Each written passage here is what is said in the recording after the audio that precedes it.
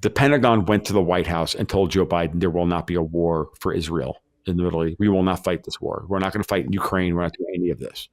And you're going to stand down. And that there was the article, I think, on Zero Hedges, was there a coup in America?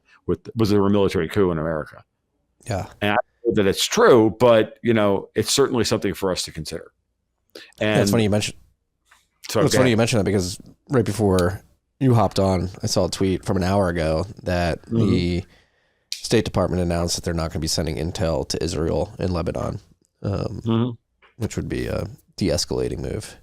And then, it's surprising, actually, and that would mean that maybe that Blinken has been properly reprimanded or brought to heel or whatever. I don't know, because he's been literally running around running the country.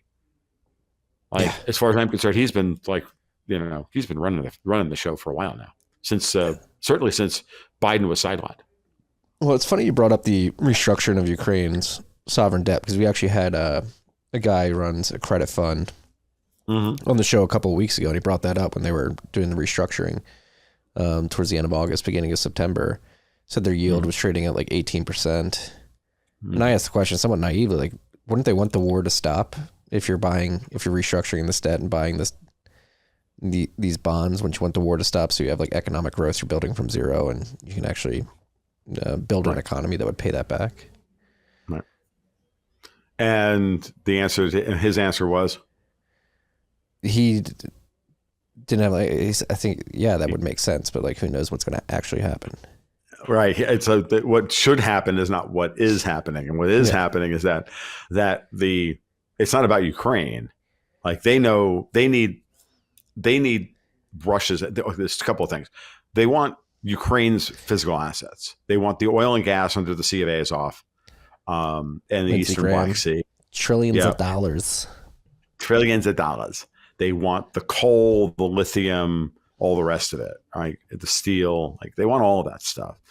$10 trillion, they say, they think of, of assets in that area of Ukraine alone. And the EU wants that to happen as well, because the EU wants to bring Ukraine in, but they can't bring Ukraine in with just the farmland, because then the European farmers would be uncompetitive. You watch the prank phone call with Vovin and Alexis and Radoslaw Sikorski, the former Polish foreign minister, who's, by the way, a complete and utter British asset. Period.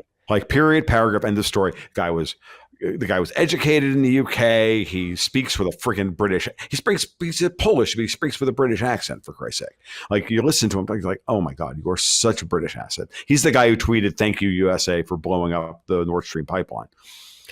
So he got caught in one of these prank phone calls with Vovin and Alexis and gave the whole thing away. Said, look, we want to. You guys are not going to become part of the EU until we can figure out a way to bring you in such that the European farmers won't be pissed off with you, because you will outcompete all of our farmers.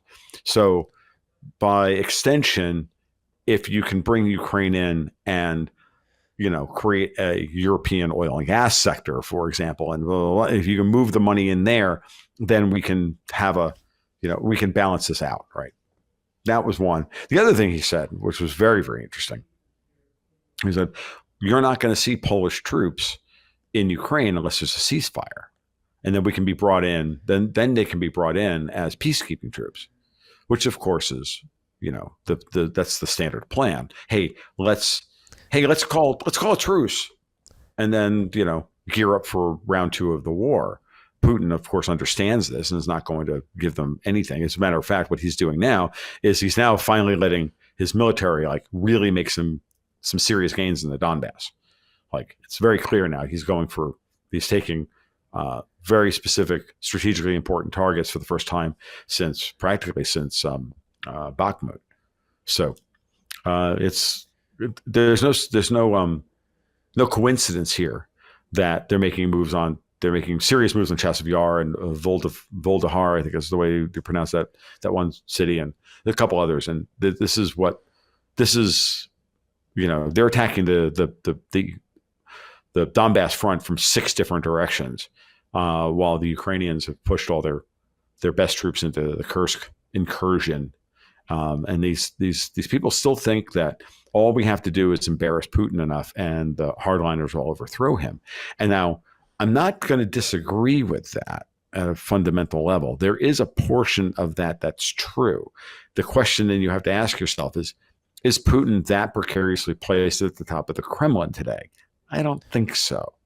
So while I you know, I'm saying that knowing full well that the person who's been promulgating this idea is Martin Armstrong, who, you know, has serious, like, on the ground intelligence in that part of the world. So I can't, you know, I can't discount that strategy completely, right? I can't discount it completely.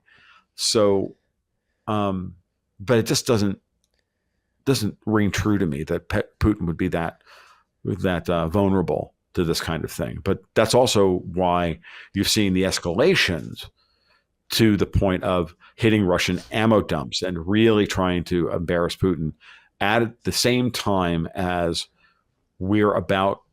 I think that Q4 is a very important moment. Like, I think the next week is going to be very important because it's the beginning of Q4, and it's where everybody's going to start reassessing their investment strategies going into the fall. You know, at the end of every quarter, there's never really much movement per se in the important markets because the 2 and 20 carried interest guys want to book their profits for the quarter, and the banks are dressing their balance sheets, and the central banks are doing their thing, and everybody's like trying to get through to the end of the quarter. And then once Q4 starts, then that's why the first Monday in October is always the potential blow up phase, because that's when everybody wakes up and goes, okay, now let's get real for 2025. What are we going to do? Right? We're getting set up because Q4 trades differently than Q3 does, which trades differently than Q2 and Q1. And you have to kind of assess markets in that way. And I think that's part of what's going on here. That, and of course, you know, American elections are in November of every other year. So there's the proximity to American, you know, political shakeup along with everything else and potential for policy changes and whatnot. So, yeah, like there's a lot going on here, and it's all kind of coming together around the same time period. Yeah, no, we definitely, I mean, in the venture world, we definitely see that, particularly with the larger institutions, pensions, endowments. It's like, all right, Q4, we're going to figure out our 2025 allocation strategy and then come back to us beginning of the year. Hey, you, do you still have your Bitcoin on an exchange? Don't hold your Bitcoin on an exchange. Take it into self-custody. If you're looking for an easy way to do that, we have the BitKey. BitKey is Bitcoin made easy to use and hard to lose. Take the first step, get your Bitcoin off the exchange. Check out the link in the show notes. That'll get you 20% off your BitKey, or use the code TFTC20 at checkout.